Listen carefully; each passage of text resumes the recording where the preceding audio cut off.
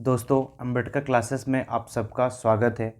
इस वीडियो में लूसेंट के फिजिक्स के चैप्टर वाइज ऑनलाइनर क्वेश्चन को हम लोग पढ़ेंगे, जो किसी भी एग्ज़ाम के लिए बहुत इम्पोर्टेंट है। तो देखिए चैप्टर नंबर 5, दाब यानी प्रेशर। इसका देखिए पहला क्वेश्चन क्या बोल रहा है? दाब एक राशि है। दाब कौन सी राशि होती है? अदिश राशि।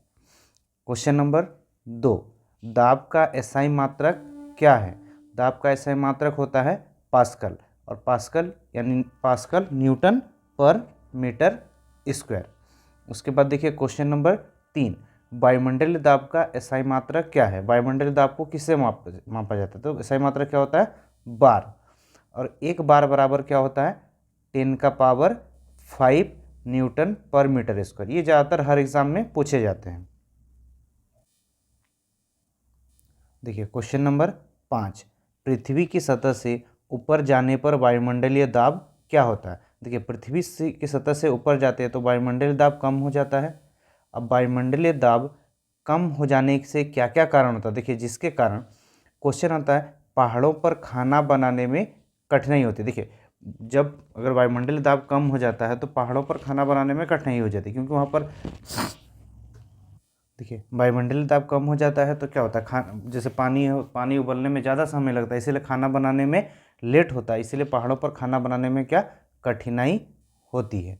उसके बाद देखिए उदाहरण दिए 2, वायुमंडल में बैठा व्यक्ति का फाउंटेन पेन का स्याही रिस जाना। जैसे हम लोग का जो फाउंटेन पेन होता है, जब वायुमंडल जैसे मतलब वायुमंडल में जब ऊंचाई पर जाते हैं तो क्या होता है कि वहाँ पर वायुदाब कम हो जाता है। तो वायुदाब कम हो जाने के कारण क्या होता है, जो स्याही का जो इंक होता है वो बाहर आ जाता है, तो स्याही रिस जाना, ये भी किसका उदाहरण है? वायुमंडलीय दाब के कमी का। नेक्स्ट देखिए क्वेश्चन नंबर 6, वायुमंडलीय दाब को मापा जाता है। वायुमंडलीय दाब को किससे मापा जाता है? बैरोमीटर से। वायुमंडलीय दाब को किससे मापा जाता है? बैरोमीटर। साथ ही आता है कि वायुमंडलीय दाब से जो मापा जाता है वो जो पारे का जो कॉलम होता है उसमें कितना 76 सेंटीमीटर का क्या होता है? कॉलम। ये भी पूछता है। और ये 76 सेंटीमीटर कॉलम को कहाँ पर रखा जाता है? तो ये 0 डिग्री सेल्सियस तापमान पर आपका 45 डिग्री अक्षांश समुद्र तल पर इसको रख के नापा जाता है।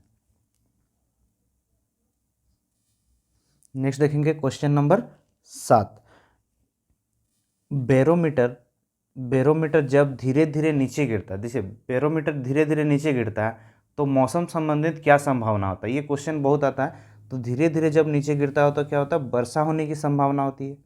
अब वही चीज़ जब बैरोमीटर का पाठ्यक्रम धीरे धीरे ऊपर चढ़ता है तो क्या होता है?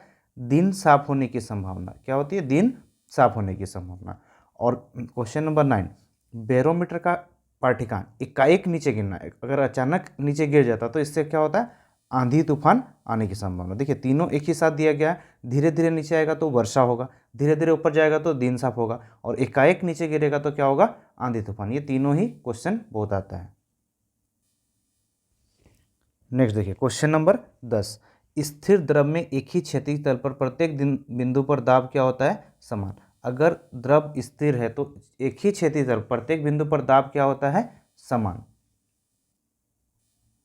नेक्स्ट क्वेश्चन 11 नंबर, घनत्व अधिक होने पर द्रव का दाब क्या होता है? घनत्व अधिक होगा तो द्रव का दाब भी क्या होगा?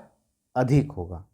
नेक्स्ट क्वेश्चन देखिए क्वेश्चन नंबर 12, अगर गुरुत्व प्रभाव को यानी गुरुत्वाकर्षण प्रभाव को अगर नगण्य माना जाए, मतलब शून्य होगा, तो द्रव के भीतर प्रत्येक बिंदु पर दाब क्या होता है? समान। प्रत्येक बिंदु पर दाब क्या होता है? समान। देखिए next question number 13, hydraulic lever, hydraulic press, hydraulic brake, ये किस नियम पर कार्य करता है?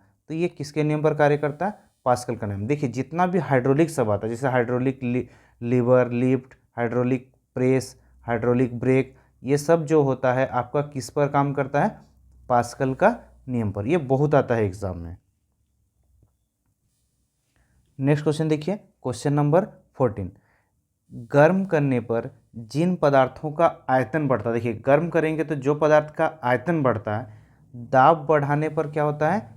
गलनांक क्या होता है? गलनांक भी क्या होता है? बढ़ जाता है। जैसे कि देखिए मोम को अगर गर्म करेंगे तो उसका आयतन बढ़ जाता है, यानी अगर मोम को अगर दाब बढ़ाएंगे तो उसका गलनांक भी क्या होगा, बढ़ जाएगा।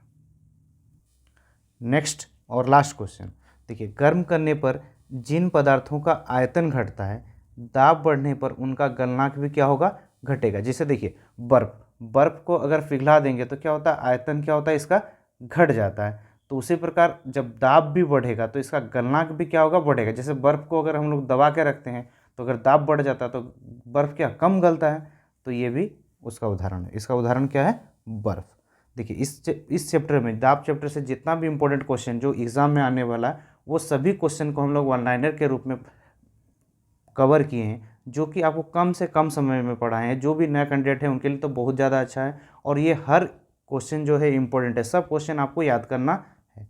अगर वीडियो अच्छा लगेगा तो लाइक कीजिए, साथ ही अगर कुछ मिस्टेक हो तो वहाँ पर आप कमेंट करके बताएं।